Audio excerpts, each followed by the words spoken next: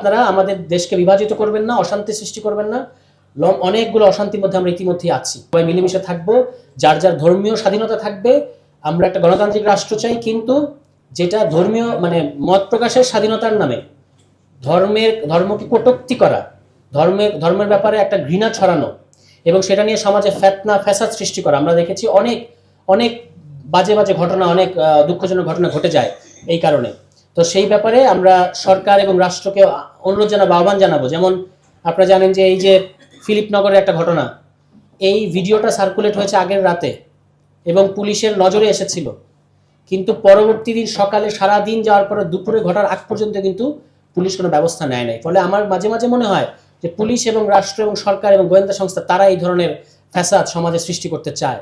তো আমরা আহ্বান জানাবো যে আপনারা আমাদের দেশকে বিভাজিত করবেন না, অশান্তি সৃষ্টি করবেন না। অনেকগুলো অশান্তির মধ্যে আমরা ইতিমধ্যেই আছি। আমরা শান্তিতে থাকতে চাই।